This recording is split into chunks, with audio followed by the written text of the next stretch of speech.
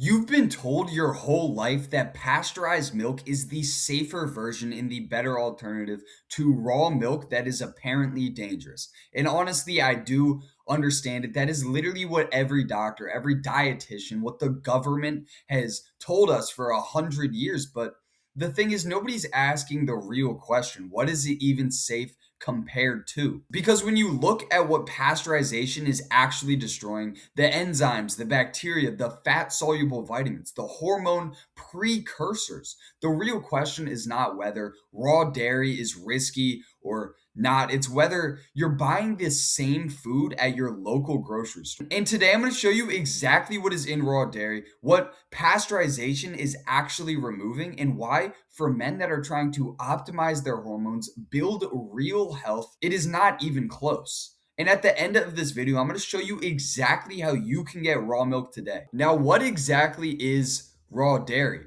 Well, raw dairy is very simple. It is literally the milk exactly as it is, as it comes from the animal. No pasteurizing treatment, no heating, no homogenization, no processing of any type. What you are getting is literally the whole food, just raw from the animal. Every enzyme, every bacteria, every fat soluble vitamin, it is all still intact and all still active. Now, before we go any further, yes, it is controversial, and it's mostly just because in most US states, it's illegal to sell for human consumption. Some farmers will sell it as pet milk just to get around the regulations, pass around the laws. But we'll talk about how to actually source it later in the video. But I just kind of wanted you to understand what it actually is, what it actually does, just before we get into any of that. Now, if you clicked on this video, you're probably already eating with hopefully somewhat intention. Red meat, maybe some eggs, whole foods. You're not buying into that low fat,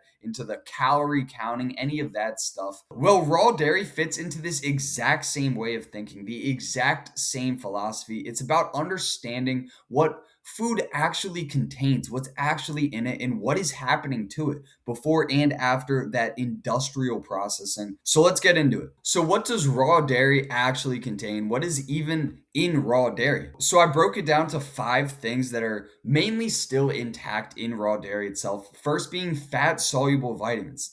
A, D, E, and K2. These are bound to the fat in the milk and they work together as a system. You need all of them to actually function properly. K2 specifically is one of the most important nutrients for men, and most guys aren't even getting enough of it. It's the nutrient responsible for routing the calcium, specifically making sure your calcium is going to your bones, into your teeth, and not going down to your arteries. K2 is also abundant in raw grass fed dairy. It's very absent from the modern day diet, how most people are eating. And as we get to later in the video, it has a direct relationship connecting to testosterone production. Now, second, we have the enzymes, 3 specific ones in particular. First being lipase, which are breaking down fat for digestion. Second, being phosphatase, which is critical for mineral absorption, specifically your calcium, and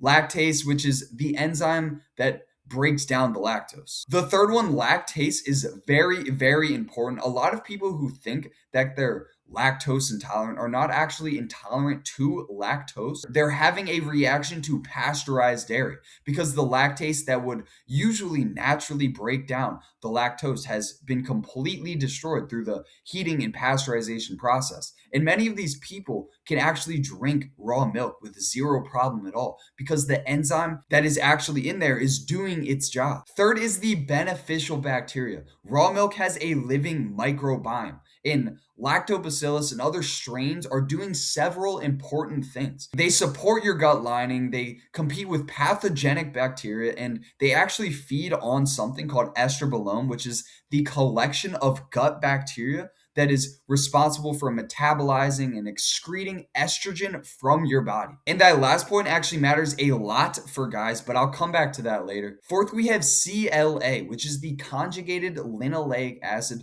This is a naturally occurring fatty acid that is found in specifically high concentrations in raw grass-fed dairy. And CLA has actually been shown to be anti-inflammatory, raise lean muscle mass, and even reduce fat storage, specifically actually your visceral fat, which is your stubborn belly fat. And finally, we have cholesterol and saturated fats. And I know I say this all the time, but cholesterol is a raw material and a building block for your steroid hormones that your body naturally produces, like cortisol, like DHEA, like testosterone.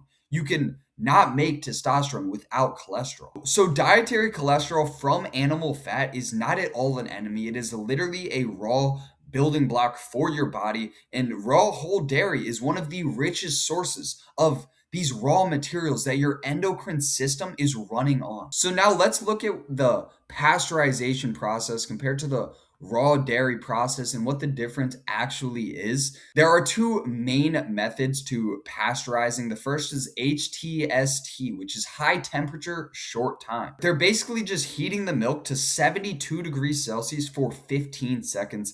And that is just the standard method that most milk you're probably buying from the store has been treated with. Then there's also the UHT, which is ultra high temperature. This is used for much longer life, much longer shelf storage, unrefrigerated shelves as well. That is 135 degrees for 2 to 5 seconds. Almost nothing is going to survive past this. Now, what actually is getting destroyed? Well, first, the enzymes, the phosphatase, the lipase, they are almost entirely denatured, almost completely destroyed at these pasteurization temperatures. And a crazy detail that a lot of people do not actually know is that they actually test whether milk has been properly pasteurized by testing for the absence of phosphatase. The test is literally as simple as if phosphatase is present in the milk was not considered pasteurized. That is how completely destroyed these enzymes are. Next are B vitamins, B12, B6, and folate are reduced anywhere from 20 up to 40%. And vitamin C is largely destroyed. The beneficial bacteria just completely gone, absolutely completely destroyed. No beneficial organisms, no competition for any pathogens. That is why pasteurized milk recontaminates so quickly and spoils so dramatically once it is actually open. There's also homogenization, which is a separate process from pasteurization, but it is almost always getting done alongside to pasteurization. Homogenization uses pressure to break the fat that is in the milk into tiny particles so the cream doesn't separate at all. That is exactly why when you do have raw milk, it builds up that layer of cream at the top of the milk. But the problem is it fundamentally alters the fat structure. And that fat matrix is exactly what the fat soluble vitamins need to actually properly be absorbed. So even if some vitamins are surviving that heat, homogenization just disrupts the delivery and the system that they actually depend on. Here's a simple comparison that actually tells you a lot. Leave raw milk out, and you will notice that it acidifies slowly and acidifies safely. It essentially turns into a form of kefir, which, if you don't know what kefir is, it's basically, to sum it up, a fermented type of milk. But the beneficial bacteria will outcompete just anything that is harmful. Then leave pasteurized milk out, and you will notice that it purifies because there is nothing alive in it to manage that process. So, overall, you're not really choosing between safe and unsafe like most people assume. You're just choosing between a living food and a processed one. Now, let's kind of connect it all together. The beneficial bacteria that is actually in dairy, particularly the strains that are supporting your gut lining, supporting your overall gut health, they play a direct role in how your body is managing estrogen. Your gut actually contains something that is called estrobolome, which, like I said earlier, is the collection of gut bacteria that is responsible for metabolizing estrogen and just preparing to excrete it from the body. When the estrobolome is healthy, estrogen gets properly cleared out from your body. And as a man, this is obviously something you want. And when the beneficial bacteria is just depleted, estrogen gets reabsorbed instead of actually excreted. it basically is just recirculating. And that directly shifts your testosterone to estrogen ratio in the wrong direction. Raw dairy actually feeds and supports the bacteria that keeps that system working. Now, second, we have vitamin K2 in testosterone production. K2 actually directly stimulates testosterone production in your Leydig cells, which are basically the cells in your testes that are responsible for producing testosterone. K2 is most bioavailable in raw grass-fed dairy. It's also largely absent from pasteurized dairy, mostly because all the enzymes are completely destroyed during that pasteurization and during that heating process. And most modern diets are actually severely deficient in this. And keep in mind, this is not at all a minor micronutrient. This is a direct anabolic signal. And third, we have CLA and aromatase. This is actually a chain reaction. CLA reduces that visceral fat, that stubborn fat that is just held around your organs, around your belly, around your lower belly. It is just a primary site for aromatase activity in the male body. Aromatase is the enzyme that converts testosterone into estrogens. So more visceral fat just equals more aromatase, and more aromatase equals less testosterone. And then less visceral fat from CLA just means less aromatase, which means a better testosterone to estrogen ratio. It's obviously not at all one mechanism that's just working in isolation. It is just three different levels that are all working together here. And that's really the point that I'm trying to make here. Raw dairy as a part of a high fat animal based diet isn't just about the individual nutrients. It's about eating food that still has all of its parts intact, all of its parts still active and working together the way that they were originally designed to, that the industrial pasteurization process is completely destroying in that food. So when you end up processing it, you're not just losing those individual nutrients, you're breaking the entire system. So how do you actually get it? Well, the laws are going to vary by different states. Some states are going to allow the sale of it in retail grocery stores. Some require that you buy directly from a farm. Some technically are prohibiting it for human consumption, which is why you end up seeing it just sold as pet milk. Legally speaking, it's for your animals. So the easiest way to find a local source is from realmilk.com, which I will go into in a second.